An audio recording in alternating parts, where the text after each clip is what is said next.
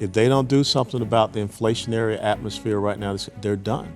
If they don't do something about bringing back our supply lines away from China and these things, and really just say, you know, we went down the wrong path, they're done. And I don't know if that's going to happen between now and November, because it really seems that they are entrenched in this new wave. And the other thing that is really going to hurt them is when you look what is happening in schools. And joining us now is Colonel Allen West, the Executive Director for the American Constitutional Rights Union.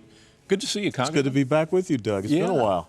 Now that I've found out you live in Dallas, Yeah. as you told me, get ready to get some calls from us. Okay. I look forward to it. We're ready to have you at any time. Yes, sir. Seriously, though, let's turn first and foremost to the January 6th committee. It's Yeah. in progress right now. Yeah. Your thoughts about the whole Well, process? I will tell you that right now the American people are going to the gas pump every day. That's what is impacting them. They're going to the grocery stores. That's what's impacting them. They're out there and they're seeing that their wages may be increasing, but yet when you look at the inflation, which was just 18 months ago, 1.4, 1.5%, now we're talking about 8.6%, their dollar is not going as far. So this staged committee hearing that you have out there is really out of touch with the American people. So I see this as really a big deception. And one of the things, every one of us can sit around here and we can agree that, you know, going in and storming the Capitol was not a right thing to do. But when I think about the summer of 2020, when I think about all the other government buildings that were burned, police officers that were attacked and blinded by lasers because of groups like Antifa, we can't find those individuals. We can't bring them before a hearing. We can't, you know, prosecute them for the things that they did.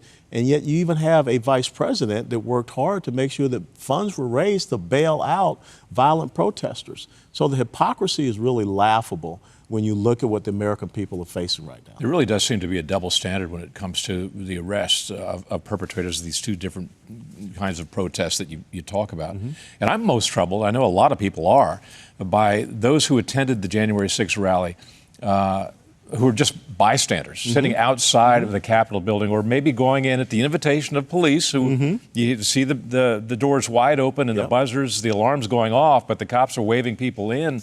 And people who just went in to go see what's going on, and they, have, in many cases, have had the knock on the door by FBI agents and are now facing, felony trials. And I am very concerned that it seems like we have a Bastille in D.C.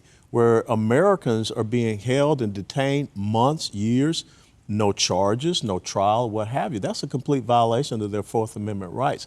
But the other thing that I find so, perplexing is how the left is trying to call this an insurrection.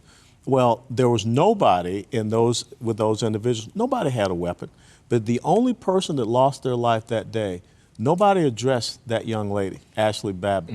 And that's really disconcerting because it seems to me there's an ideological agenda.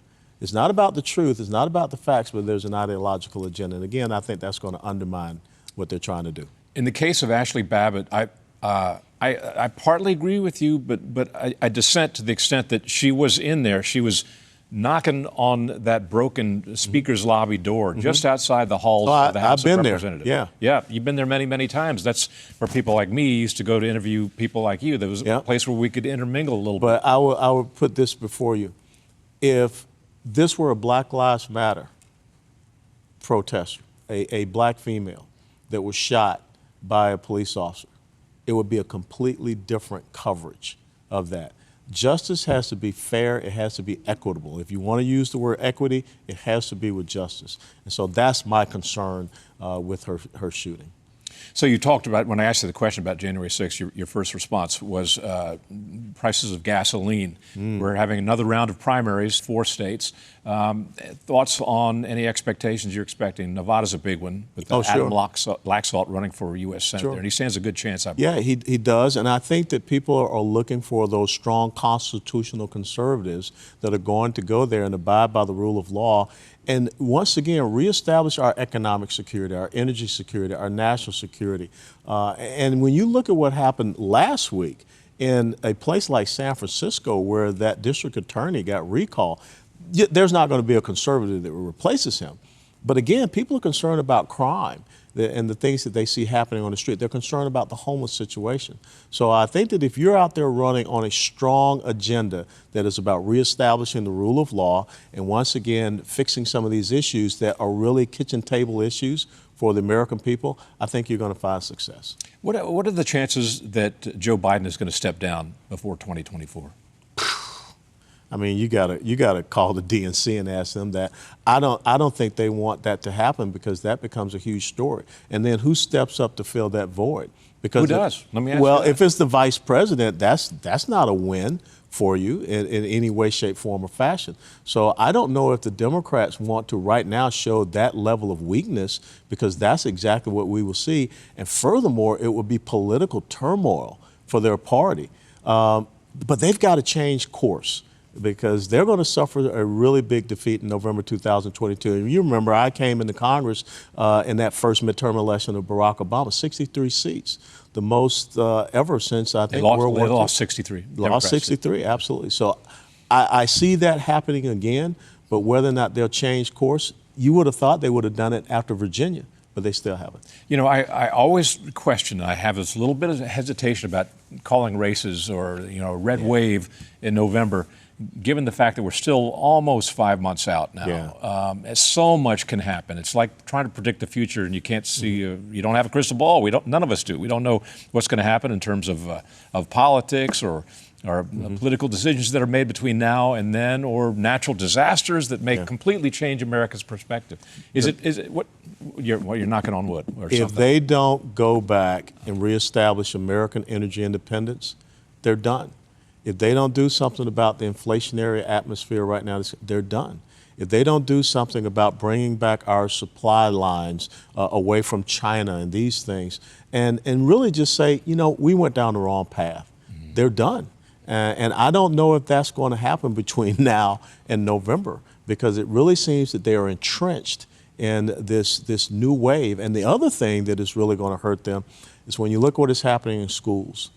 People are not happy about this indoctrination that they see in schools. And just last weekend here in Dallas, where you had the Drag Your Kids to Pride event, when you have children going into a gay bar to see a drag queen show, that is really going to have people stand up and say, that's not what I want for my child. That story is really troubling, and it seems to be happening in more and more cities across the United States. There is an organization, apparently it's based in San Francisco, that runs these bring your kids to the library for a drag queen story hour. Drag queen story hour. And in New York City, they're using taxpayer funds to bring that into the schools. Instead of them teaching our history, instead of them teaching math and reading, I mean, the United States of America is not doing very well with education right now. In Texas, where we sit right now, we're toward the bottom tier in education in the United States of America. So the last thing we should be doing is dragging our kids to a drag queen show. We should be dragging them to a place where they can get math, they can get science, they can get history, they can get civics education. There's some really obscene displays at a lot of these, and kids, in the presence of kids. So I kind of blame the parents who are dragging these kids to these kinds of shows, because that sort of stuff is going to happen. But there were some really egregious examples at some of these shows. There's one case, I think it was at one of these library story hours, where a man dressed in ladies' clothes literally flashed himself to 5-year-olds. 5-year-olds, that's the kind of stuff that just infuriates most normal human beings. It's unacceptable, and that's against the law. So where's Child Protective Services? So we've got to protect our children. And another thing that is really big here in the state of Texas is this whole child gender modification surgeries that are going on. Some of the fastest growing sectors in the medical clinic area are gender modification surgeries and procedures that are being done.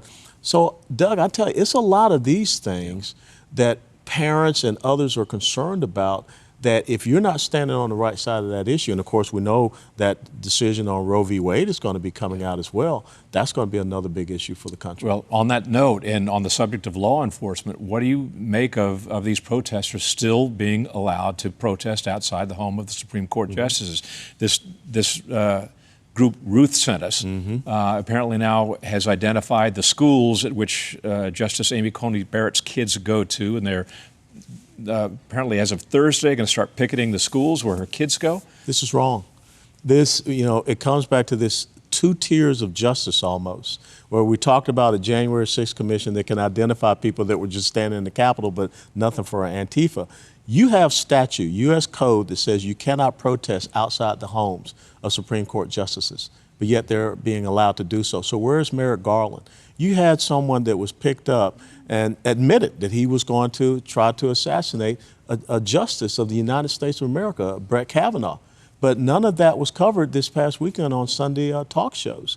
So people are going to be very upset about some of the things that they see happening. But that's what progressivism, socialism, Marxism, communism has always been about: threats, intimidation, coercion, and ultimately violence. And I remember that there was an NPR affiliated radio station that had a host that called for NRA board members to be attacked and assaulted. I used to be a board member of the National Rifle Association. I don't have anything to do with what happened down in Uvalde or any of these individuals that are evil in their heart.